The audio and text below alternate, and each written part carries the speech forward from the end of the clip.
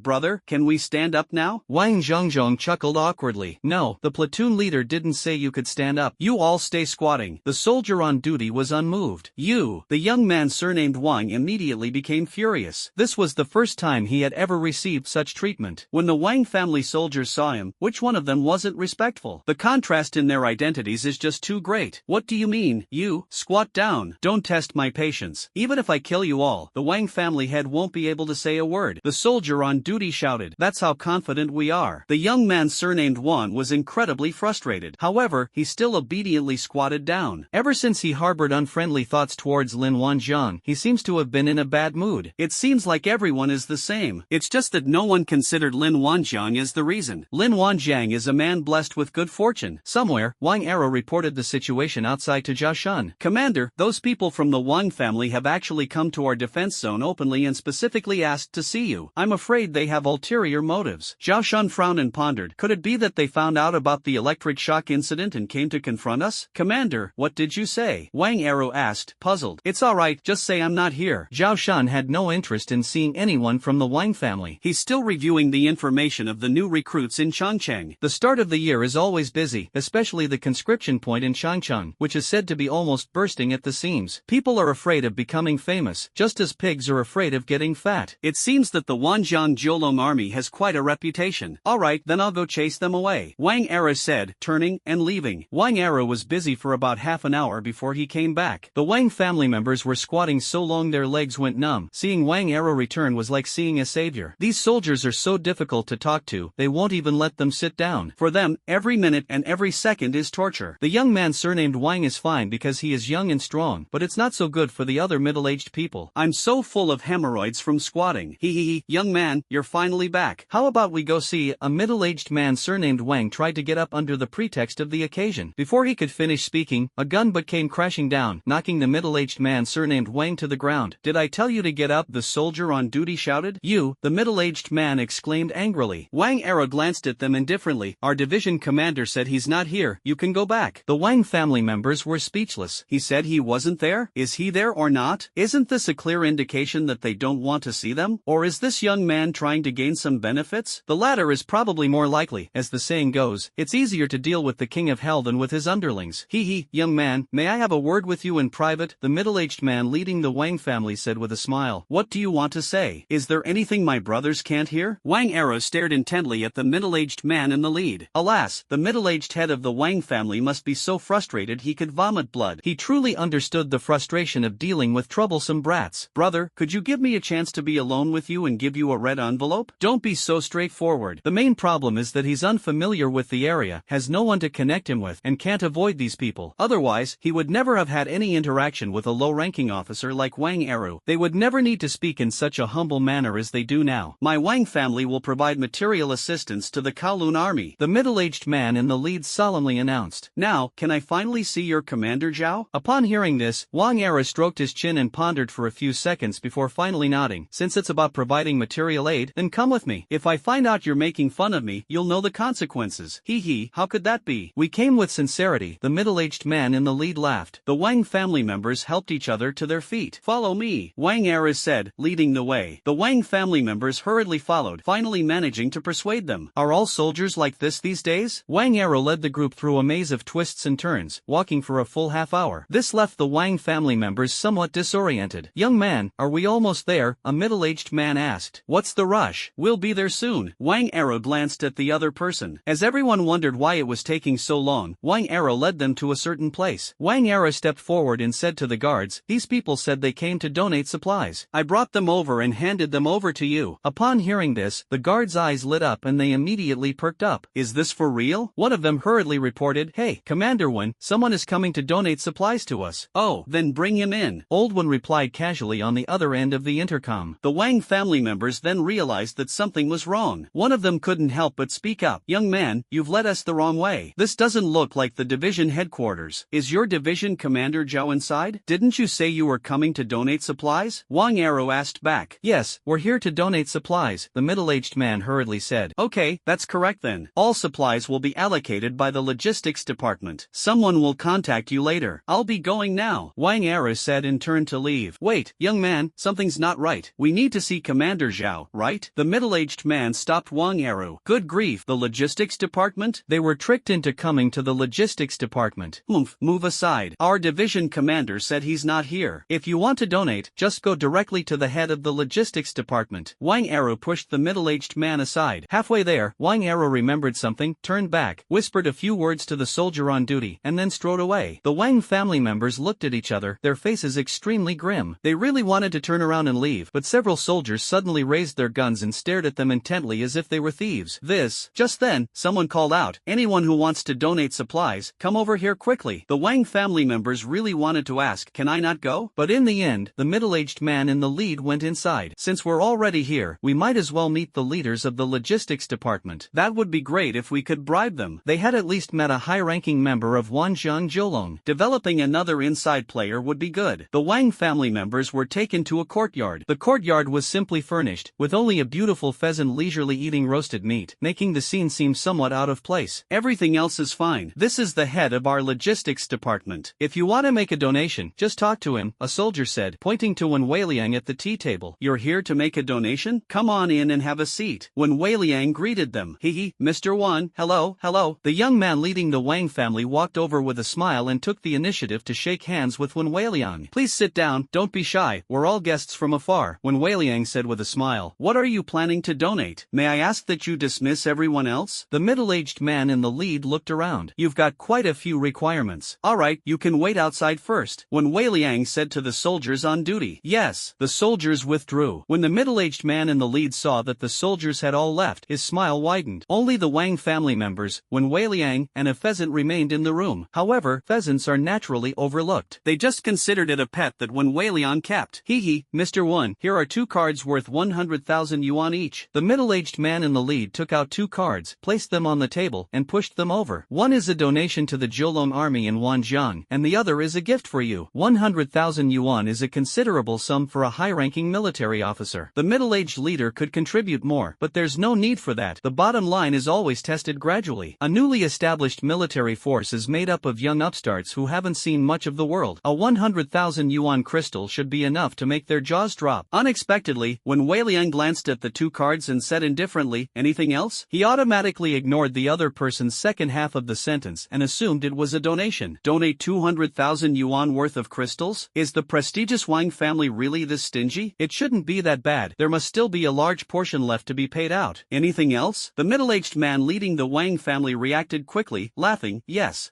there is more. He then pushed over 2 identical cards. Each one contains 100,000 yuan worth of crystals. They are unregistered and have no password. You can withdraw them anytime. After the middle-aged man finished speaking, he quietly watched Wen Weiliang's reaction. I thought to myself, 400,000 yuan for a crystal, surely this should tempt you? Wen Weiliang took the card and calmly looked at the middle-aged man in the lead. If your Wang family wants to donate, just give it all at once so I can register it. The Wang family members were all completely baffled. Are all these young men from the Wanjiang Kowloon army really that greedy? The smile on the face of the middle-aged man leading the Wang family began to stiffen. They've already spent 400,000 yuan, and they still haven't figured out the young man's bottom line. Hehe, Mr. Wan, 400,000 yuan is quite a lot. It's enough to ensure you live a worry-free life for the rest of your days. Let me correct you, this money is donated to the army. It has nothing to do with me. Wen Weiliang said calmly. Yes, I misspoke. The middle-aged man in the lead nodded hurriedly. This young man is quite savvy. He's erected the memorial archway quite properly. He gritted his teeth and pulled out 6 identical cards at once. The 600,000 yuan worth of crystals, together with the 400,000 yuan we just gave you, makes a total of 1 million yuan worth of crystals. This is our greatest sincerity. Of course, nominally 100,000 yuan is a donation we made to the army. As for the rest, you can arrange it yourself. We will not disclose it to the public. The middle-aged man at the head of the group gave Wen Weiliang a subtle look as he spoke. It's like giving you a look, you figure it out yourself. Wen Weiliang took all the cards, stacked them together, and nodded. Alright, I thank you for your Wang family's kindness on behalf of the soldiers. Do you have any words of thanks for the donation? Do you need me to write them down? Although these people were stingy and only managed to donate 1 million yuan, it was still a token of their goodwill. The proper etiquette and ceremony should still be observed. The middle-aged man leading the Wang family looked completely bewildered. Were they on 2 different wavelengths just now? Or was Wen Weiliang deliberately feigning ignorance? Oh, right. We still need to put on a show. That's what makes it feel real. This young man is indeed very knowledgeable.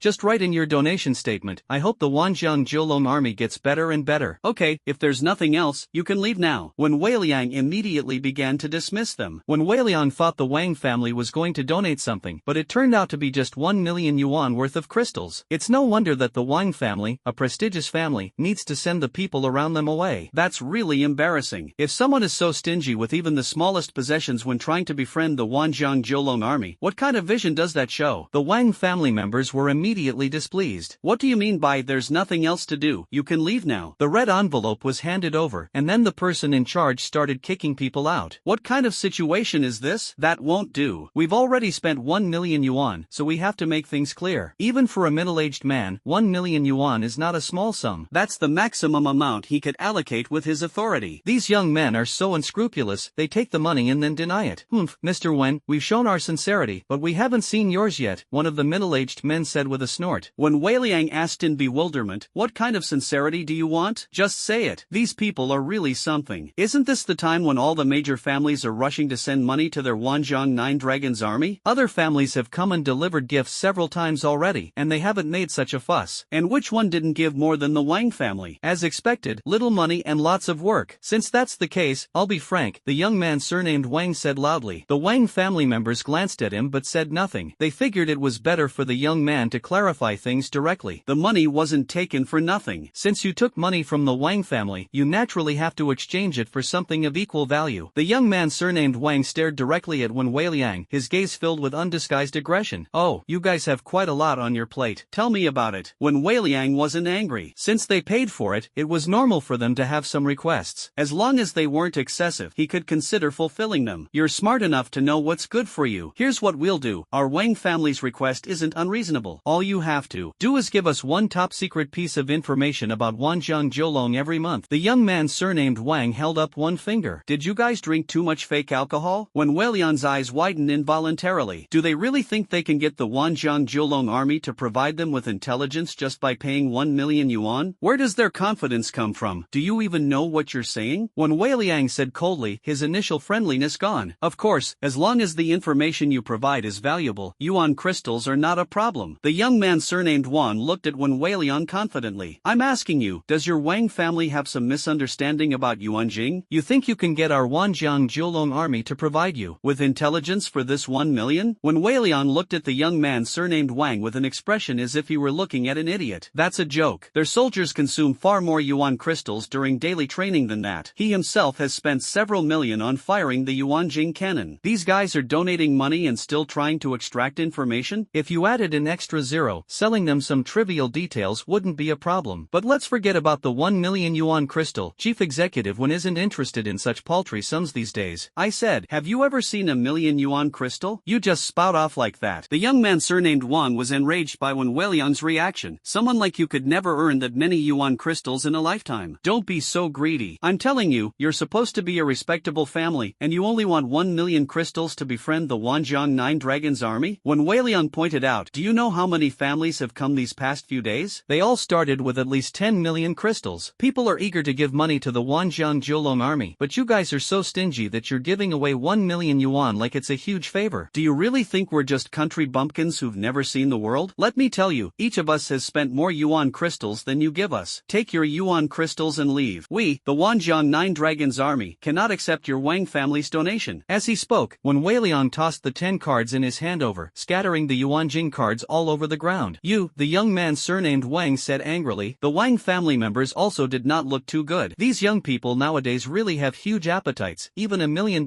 couldn't buy them off. This amount of elemental crystals is enough for them to bribe the high-ranking officers of 2 or 3 other military units. This young man is asking for tens of millions right off the bat. Isn't that ridiculous? The clan chief approved this amount, okay? I'm telling you, young man, don't have too big an appetite. You won't be able to handle it. A middle-aged man surnamed Wang sneered. At the same time, his aura surged, and the imposing presence of a level 3 awakened pressed down upon them. To deal with someone with a big appetite, simply offering incentives isn't enough. You have to let them know that their appetite is too big for them to handle. Only through a combination of coercion and enticement can one gain control. Right now, Wen Weiliang is the only one here. Aren't they going to easily let him know the extent of their power? The Wang family is a prominent family for a reason. They must have something special about them. The Wang family members are inherently somewhat arrogant, a quality that is acquired through their social status and later developed into their character. They couldn't swallow their anger at being criticized like that by a junior. Oh ho, you want to make a move here? Wen Weiliang almost laughed out of anger. These members of the Wang family really don't know what's good for them. Young man, although you are the logistics manager of the Wanjiang Jiulong army, don't be so arrogant. The middle-aged man surnamed Wang stared coldly at Wen Weiliang, looking as if he was about to teach him a lesson at any moment. My Wang family has stood strong for many years, and our foundation is beyond your imagination. If you know what's good for you, accept the Yuan crystal, or don't blame fate when disaster strikes. Wen Weiliang rolled his eyes at him. You're crazy, you watch too many villain dramas. Get out, I have things to do. The middle-aged man from the Wang family paused, his breathing becoming slightly unsteady. It's infuriating. These uncultured and despicable people, even if they suddenly rise to power, can't change their rustic ways. Perhaps they were wrong from the start. The way to deal with this kind of person is to be direct. Use threats and inducements. Why beat around the bush?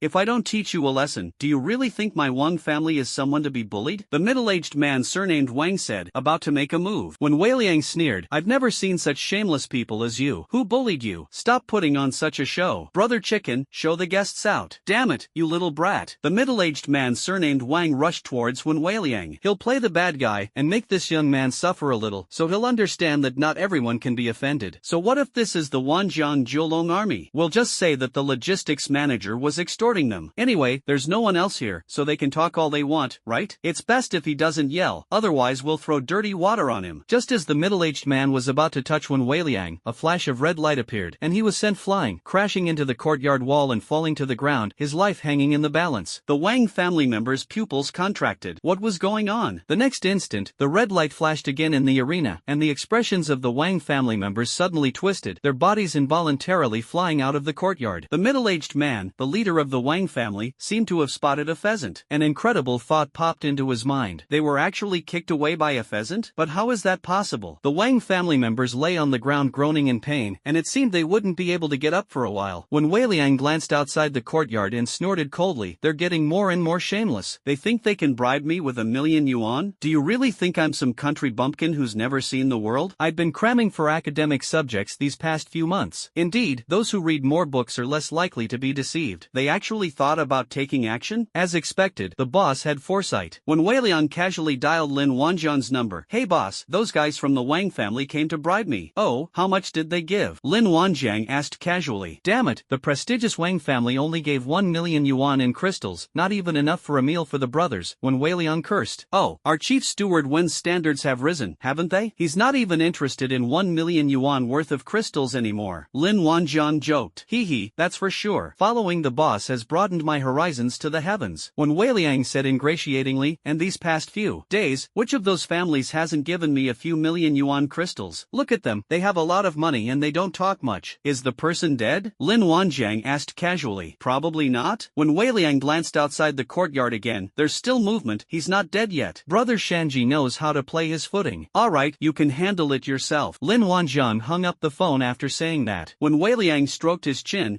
"How should we deal with these people? Bury it? Or throw it away? Boss always gives me difficult questions to test me." When Weiliang felt it was better to be a subordinate who didn't have to use his brain. Looking back on those carefree days when I didn't have to think about anything, those were such wonderful memories. Everything is irreversible now. He is now the head of the logistics department, and the burden on his shoulders has become heavier. We need to think about problems and things from a long-term perspective. Sigh, people really are pushed to grow up. Of course, he himself is also very ambitious. He used to be a cook who aspired to be a general. Now he is a general who aspires to be a chef. By the time he could finally be a chef as he pleased, the Wanjiang Kowloon army would have grown to a very powerful size. After a moment of contemplation, when Weiliang spoke in a deep voice, "Guards, these people are trying to bribe high-ranking officers of the Nine Dragons army in Wanjiang. Throw them out of Wanjiang city." At this moment, a squad leader ran over and said, reporting to Premier 1, "Can we let them leave on their own? How can our soldiers carry away a few corrupt officials?" When Weiliang thought it made a lot of sense. It would take a lot of the soldiers' energy to save just a few of them. Granted. When Weiliang waved his hand, their words were clearly heard by everyone in the Wang family. The Wang family members were all furious but dared not speak out. Fortunately, when Weiliang didn't say a word about throwing them to feed the fish. Now we are at their mercy. Even if they are members of the Wang family, it won't make a difference. But as long as you can survive, everything else is fine. I accepted it and I tolerated it. The squad leader walked over to the Wang family members and said, "Get out of here quickly, or our CEO might change his mind." But the Wang family members couldn't get up after a few tries, let alone have the strength to roll. The class monitor glanced at the group and frowned. There are quite a few things going on, but what they're saying seems to be the truth. The squad leader rolled his eyes and whispered a few words in Wen Weiliang's ear. When Weiliang nodded after listening. "Hey, get out of here or I'll unleash the dogs," the squad leader said coldly. "President Wen, please arrange a car for us," the young man surnamed Wang said weakly. "How can President Wen hear you if you speak so softly?" The squad leader kicked him. "We don't have cars, but we do have mounts. It's up to you whether you want them or not. A mount costs 100,000 crystals." The squad leader smiled and looked at everyone. The Wang family gritted their teeth. This was clearly extortion. However, they still have to accept the impossibility. They were amazed by the sheer size of Wanjiang city. If they hadn't been injured, they could have explored it further. However, the kick from the pheasant had clearly injured their internal organs. The kind that won't get better anytime soon. If you force yourself to move, it will undoubtedly cause further damage to your body. So this money has to be spent. Even knowing they're being ripped off, they have to accept it with a smile. Who told them to park their car outside Wanjiang city? Squad leader, could you please arrange some mounts for us? The middle-aged man surnamed Wang made the decision.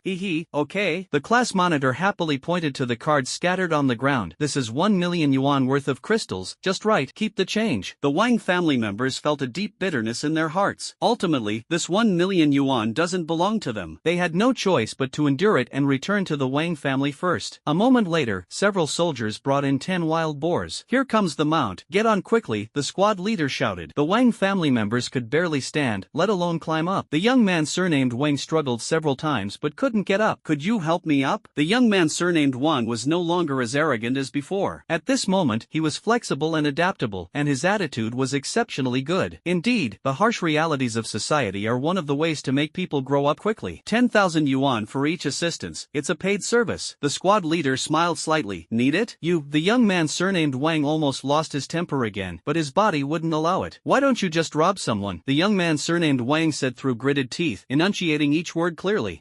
What are you saying? We're already in the middle of it. The squad leader laughed and patted the young man surnamed Wang on the shoulder. The Wang family members were so angry they couldn't speak. Do you know who we are? The young man surnamed Wang's words carried a threatening tone. Who do you think you are? I have no interest in that. Let me tell you, we are legally and compliantly obtaining our wages, and it is based on mutual consent, the squad leader said in a different tone, speaking with righteous indignation. The young man surnamed Wang was almost vomiting blood. He's not playing anymore.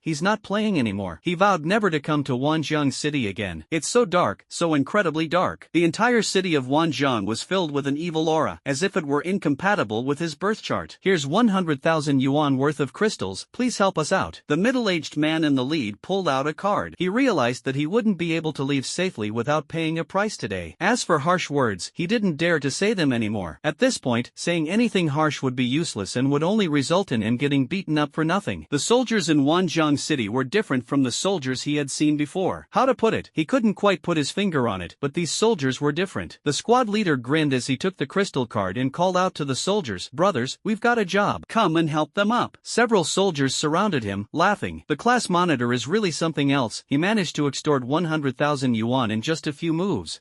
No, how can you call it a fraud? This is called legally obtaining remuneration for labor. Yes, the squad leader is really educated. The crowd quickly helped the Wang family members onto the wild boar's back. Seeing this, the squad leader shouted, everyone sit down, let's go. As he spoke, he smashed a gun but into the rump of the wild boar that the young man surnamed Wang was sitting on. The wild boar darted away with a whoosh. Well, that's when the young man surnamed Wang lost his balance and fell right off the pig. Sai, how old are you? You can't even ride a pig steadily, a soldier said disdainfully. The young man surnamed Wang was hurt both physically and mentally again, and in his anger, he even spat out a mouthful of blood. Alright, enough already. Come on, brothers, lift him up. Consider this a freebie. If he falls again, we'll have to charge you, the squad leader said calmly. The Wang family members unconsciously gripped the wild boar's back tightly. Young man, could you slow down a bit? A middle-aged man from the Wang family said, his voice trembling slightly. They realized that these soldiers wanted to trick them by making them fall down. Slow down, that's fine too. If you take too long and waste our time, we'll charge you for your labor. The squad leader smiled slightly. However, to the Wang family, this smile was a smile that caused them heartache. If you want to slow down, it will cost 10,000 yuan crystals per person. The members of the Wang family gritted their teeth in anger. But now is not the time to completely break ties with them. We can only endure it. In the end, they had no choice but to pay another 100,000 yuan in labor fees for Jing. You guys are too kind. Come on, brothers, slow down a bit, the squad leader shouted. An hour later, the group finally left Wanjiang City. But where was they? This isn't the place they came from either. The Wang family looked around but couldn't find any familiar landmarks. We're out of the city, get off. A soldier spoke in a deep voice. Excuse me, young man, where is this place? The middle-aged man in the lead asked. This is the East Gate, of course, the soldier pointed to the large characters on the city wall. East Gate? That can't be right, our car is at the West Gate. The middle-aged man in the lead unconsciously raised his voice a few decibels. What are you yelling about? What business is it of ours where your vehicle is? Get out. The soldiers started shooing people away. The Wang family members were incredibly frustrated. It was intentional, these people must have done it on purpose. How far is it from the East Gate to the West Gate? The middle-aged man in the lead asked through gritted teeth. It's not very far. It'll take half a day if you're fast, and a day if you're slow, the soldier blurted out after a moment's thought. These words struck everyone like a thunderclap. Is this what you call not very far? It would take at least half a day, and at their current pace, they wouldn't even make it until tomorrow. The middle-aged man in the lead felt a million alpacas sending him greetings. Could you take us to the West Gate? The middle-aged man in the lead took a deep breath, trying to keep himself calm. Okay, let's add more money, 200,000 crystals per person. Are you in or not? The squad leader looked at them with a half smile. Be stingy, you stingy stingy people. The money that needs to be spent will always be spent through other channels. But we've already taken the yuan crystals, you can't be so greedy, a middle-aged man protested. I don't like what you're saying. Don't you have to pay extra if you change your taxi destination? The class monitor said matter-of-factly. 1 million yuan worth of crystals, let's go. West Gate. The middle-aged man in the lead pulled out a crystal card. Alright, I'll give you a 50% discount since you're a regular customer, so it'll be 1 million yuan crystals. The squad leader grinned from ear to ear as he took the yuan crystal card. He's contributing to their logistics department. They've already earned over 2 million yuan in such a short time. Isn't this faster than stealing? And people can't say anything. If there's any public opinion later, just say it was his personal behavior. What a bargain. It's an absolute steal. Everyone has a responsibility to contribute to the development of Wanjiang City. Please be seated, everyone. Wanjiang Pig Stirring will continue to serve you. Let's go, the squad leader called out, and the group set off again. The Wang family members were all speechless. Their feelings at this moment were complicated. If this happened on their royal territory, these soldiers would probably be dead several times over if they dared to speak to them like that. After walking a short distance, a squad of 10 wolf riders suddenly appeared ahead. The squad leader ran over and whispered a few words in the ear of the leading squad leader, then turned back to look at the Wang family members. They will escort you for the rest of your journey. We'll be leaving now. Brothers, let's retreat. With that, the logistics team's soldiers left immediately. Yuan crystals in hand, job done. The wolf rider squad approached, and a squad leader coldly said, let's go. Hee, thank you all for your trouble. Brothers, a kind-looking middle-aged man from the Wang family said. It's a relief to have a change of personnel. Those logistics department people were ridiculously malicious, and they feel like they'll be swindled out of even more yuan crystals along the way. Putting everything else aside, the fact that these people are riding werewolves highlights their uniqueness. These must be some of the most elite cavalry in Wanjiang City. The Wolf Warrior Cavalry Squad. That's so cool. They would be happy to be escorted by rare werewolf cavalry, even if it cost them some money. After all, this is a scarce resource. Even if Wanjiang City is incredibly wealthy, there probably aren't many cavalrymen like this. Little did they know that the standard mount for the Wanjiang 9 Dragons army was the werewolf. If they knew this, their eyes would probably pop out of their sockets. Stop talking nonsense, it's a long way to go. Hurry up, the soldier urged. The Wang family members dared not dawdle and hurriedly urged the pigs forward. After walking for about an hour, someone in the Wang family let out a growl from their stomach. Looks like it's lunchtime. The squad leader shouted, stop. Let's stop and have a meal before we go. A look of joy appeared on the faces of the Wang family members. These people really do need to be more humane. Knowing they were hungry, they even stopped to have a meal. No wonder these soldiers can ride werewolves. Look at the quality of elite troops. Why is there such a huge difference between people? Those people in the logistics department were the most corrupt they had ever met. The soldiers dismounted from their werewolves and got busy. One of them pulled out a large animal leg. Never mind, let's make do with this and have some roasted meat. A group of people busied themselves in an orderly fashion. The Wang family laughed even harder. These brothers were good people. We can even eat meat. Soon, the unique smell of burnt bird feathers from the roasted meat began to waft out. Everyone in the Wang family was drooling. I never knew that barbecue could taste so wonderful. The injuries of the Wang family members have stabilized to some extent, and they can now at least manage to roll over and get off the pig. Many people rolled down and crowded around. Hee, you guys are really generous. You even treated us to barbecue. A middle-aged man spoke with a smile. A soldier frowned and looked over. Who said we were going to treat you to a meal?